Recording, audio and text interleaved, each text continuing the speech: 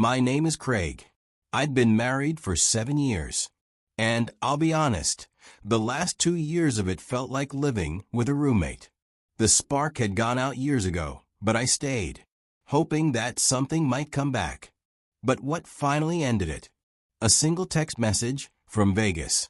Here is how everything happened. I met Cindy when I was in my late 20s. We crossed paths at a local networking event. I wasn't expecting much, but we spoke for a while at this event and exchanged business cards, and I figured that'd be the end of it. But it wasn't. A few days later, she reached out. We started texting, then calling, and before long, we were grabbing lunch during work breaks, chatting on weekends, and meeting up after hours. We were enjoying the process. It didn't take long before feelings started forming. So when we started dating, we didn't waste years trying to figure it out. We didn't hesitate.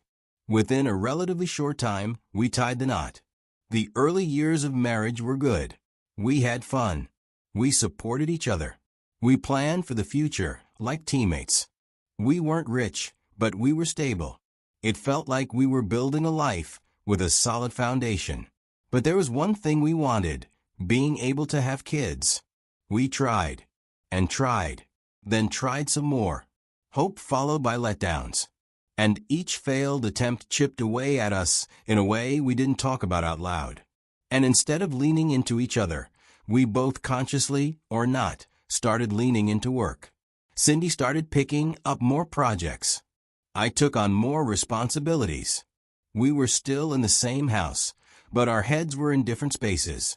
But the truth is, we were drifting, slowly and quietly, until one day, it felt like we were just roommates with rings on. The emotional connection that once came so easily began to fade. Not all at once, but little by little. Year after year, the warmth started to disappear, replaced by routine and obligation. And even though I didn't want to admit it at the time, something fundamental between us had started to break. By the time our marriage hit the 7-year mark, the change was obvious. Cindy had become a stranger in the house we both called home. I started noticing her work hours stretching longer and longer. It became routine, as she was always working late, always out of town. She'd say it was for conferences, networking events, and team retreats. It was always something work-related. But I couldn't help but question it. I'm in the corporate world too. I know how rare and expensive those trips are. Yet, according to Cindy, it was constant. Still, I tried to believe her. And more than that, I wanted to do something to pull us back together. So, I thought maybe if she wasn't stressing over bills or feeling overwhelmed, she'd have more energy to focus on us again. That's when I decided to take over most of the financial responsibilities. I started funding her lifestyle outright. I picked up the slack in every area I could. For a short while, it looked like I might have been right. She began coming home a little earlier. She was even more physically present, and I started to feel some hope. But that hope didn't last long. Just as quickly as she shifted toward home, she shifted right back to her old pattern. The late nights resumed. The out-of-town trips stacked up again. When I asked her about it, she'd get defensive fast. One evening, I asked her if we could talk, if maybe we needed to figure out how to reconnect. She looked up and asked, "What is your problem? How else do you want us to reconnect?" I couldn't respond. From that point on, everything between us got worse. It felt like a transaction. Our conversations became purely logistical. Anything deeper than that, off limits. If I ever brought up emotions or the way we'd been growing apart, she'd shut it down. I suggested a date night once a week. She said she was too busy. I proposed therapy. She rolled her eyes.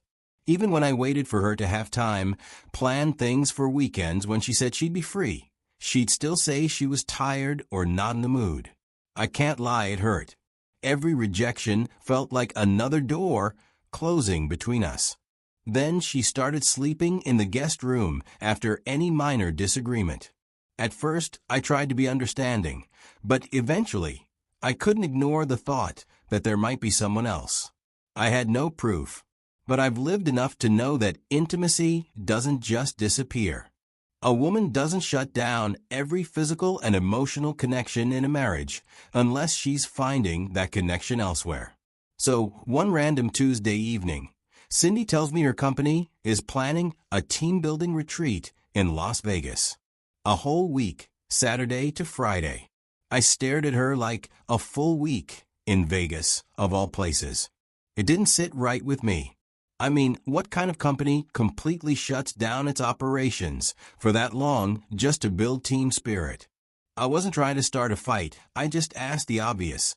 What kind of retreat is this? Is it a conference or something else? Right then, her whole demeanor shifted. She snapped back like I had accused her of planning a bank heist. "Why do you always have to ruin everything?" she said, all defensive. "Are you saying I'm lying? You think I'm making this up?" I kept my voice level and just said, "Cindy, I'm your husband. It's not crazy for me to want to understand what you're doing and why your company thinks it's normal to party in Vegas for a week." But she wasn't having it. She flared up again, even more heated this time. That's when she dropped the line that stopped me cold. "I'm still in this marriage because I choose to be. But you're pushing me. You keep on like this, and I'll end it and take everything from you." I sat there in silence, watching the woman I married talk to me like she was done. She left for the retreat that Saturday. I knew from her earlier outburst that the retreat was supposed to last until the following Friday, but I still don't believe her. And as the house fell silent, I felt peace and quiet, for the first time in a while. But even then, I still didn't take her divorce statement seriously. I figured she was just blowing off steam with the divorce threat, like she'd done during past arguments. I didn't realize just how wrong I was. So on Thursday evening, the day before my wife comes home, I was sitting on the couch at home, just winding down from work. Then my phone buzzed. It was a message from Cindy. When I opened it, man, my brain just stalled. There was a photo of Cindy standing next to some guy I'd never seen before. They were both smiling in front of what clearly looked like a courthouse or a marriage registry. And right under that image, her message, "Just married my coworker. You're pathetic, by the way, for not calling me all through this retreat." For a few seconds, everything around me just faded out. I didn't even know what emotion to settle on. Betrayal? Confusion? Disgust? It all just came crashing down at once. Then I replied with one word: cool. Because in that moment, I realized I was done. Then I took a screenshot of the message, just in case she tried to deny it later, and I called the one person I knew I could count on for sound advice, my old college buddy, Ryan. He's a family lawyer and one of the sharpest legal minds I know. After showing him the message, he just said, "Okay, let's talk tonight. Don't make any sudden moves until we speak." That phone call was the beginning of the end for Cindy and me. By midnight, I knew I was done sitting around waiting for her to come back to her senses and hoping she would wake up one day and suddenly remember how to love me. The first thing I did was freeze the joint bank account tied to her card. I didn't care if she was stranded or needed cash to party with her coworker husband. I also suspended every shared credit card. If she wanted to play games, she could do it on her own dime, not mine. Then I booked a locksmith and scheduled them to come out first thing in the morning to change the locks on the house. The next morning, Friday, she flew back home. I didn't know her exact arrival time, but I later found out she was already at the airport. Apparently, she tried to pay for something with our family card and realized nothing worked. I was already at the office when she arrived at the house and found the locks changed. I wasn't home, but I got a call from the local police department not long after. One of the officers politely asked me if I could come to the house and open the door because my wife was outside and said she couldn't get in. When I came around, I told him calmly, I own that house solely. My name's the only one on the deed. She left voluntarily for a week. After what she pulled in Vegas, I didn't feel safe or comfortable letting her back in without a conversation. I'm protecting myself, that's all. The officers were surprisingly understanding. They didn't force entry. They listened. They looked at the documents I had, showing I was the sole owner of the property. Then they told her that it was a civil matter and needed to be handled through the courts. But she lost it. She was raging on the front lawn like a reality show meltdown. She even started telling the police it was a joke wedding. We were drunk. It's Vegas. I didn't bother arguing. I didn't need to. I just calmly told the officers, "My lawyer will be in touch if you need me. Please ask her to leave." To be honest, I didn't know what to feel hearing her say it's a prank. On one hand, part of me wanted to believe that she was telling the truth. But the bigger part of me was done with the guessing, the passive-aggressive moods, the manipulation, the cold silences, and the constant walking on eggshells in my own home. Her joke didn't feel like a joke. It felt like a slap. And even if she had been drunk, who goes and legally marries someone as a joke, and then has the audacity to mock their own husband about it? That week, I sat down with my lawyer and we filed for divorce on the grounds of irreconcilable differences and potential infidelity. At this point, I didn't need hard proof that she was cheating. Her own words, the picture from Vegas, and the behavior leading up to it were enough. I also asked for full separation of assets. Of course, Cindy didn't take it lying down. She got herself a lawyer almost immediately. But what she didn't expect was that we weren't bluffing. My lawyer contacted the Clark County Recorder's Office in Nevada to confirm if that so-called wedding she had with her coworker actually meant anything legally. And surprise, there it was. Her coworker's name is Jared. And here's where it gets even messier. Jared was already married, too. Married. So now we weren't just talking about some drunken lapse in judgment. We were looking at bigamy. A serious criminal offense. My lawyer didn't waste time. He reported everything to the district attorney and submitted all supporting documents, screenshots, the certificate, and everything else we had. That triggered an official criminal investigation against Cindy. Both of them were contacted by authorities. This was a felony-level investigation. In family court, I was granted temporary spousal financial protection. That meant she couldn't suddenly drain our remaining accounts or sabotage my finances while the divorce played out.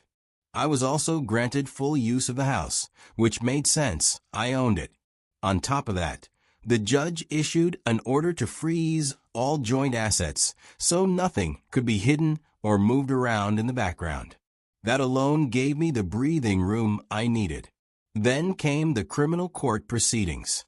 Cindy was officially charged with bigamy. She tried everything to spin the story, told the court it was all a joke, that she thought it was a fake ceremony, said they were drunk, didn't know what they were signing, and that those chapels in Vegas are all for entertainment. But the prosecution had receipts, literally. They brought forward the signed legal marriage certificate. They even pulled a hotel receipt showing that she and Jared checked in under the name Mr. and Mrs. After months of dragging through the legal system and a whole lot of waiting, Cindy's case finally reached a conclusion.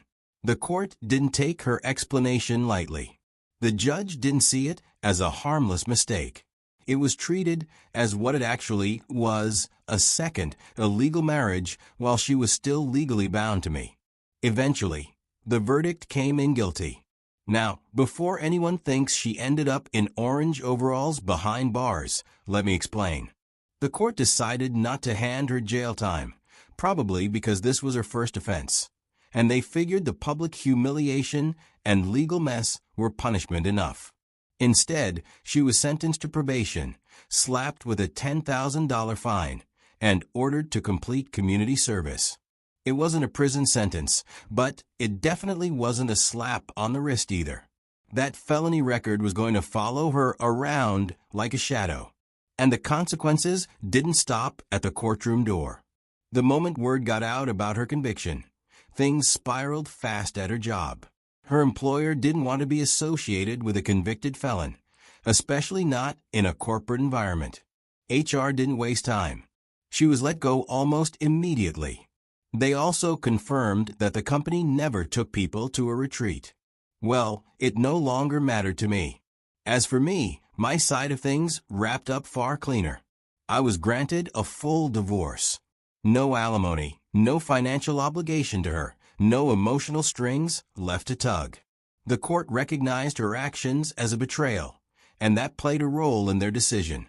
I kept the house, my savings were protected, and what mattered most to me, I got to walk away without being drained dry. So in the end, her little Vegas stunt cost her everything she thought she had power over. Looking back now, I honestly don't think I could have asked for a cleaner exit. After many years, I got my freedom handed to me on a silver platter, wrapped in one ridiculous Vegas decision. The truth is, Cindy's little stunt was the best thing she could have done for me. That single moment of ego or impulse, or whatever the hell it was, gave me the green light to stop being her doormat. That Vegas marriage opened the door for me to take legal action without looking like the villain. It allowed me to protect my assets, keep my home, and walk away without being dragged through months or years of legal games. Sometimes I still ask myself, what was she thinking? Did she believe I would panic and beg her to come home? That I'd grovel, forgive, and try to win her back after a public slap in the face like that? Honestly, I'll never know what was going through her head, and I've made peace with that. All I know is this: she gave me an exit, and I took it. It doesn't get better than this during a divorce.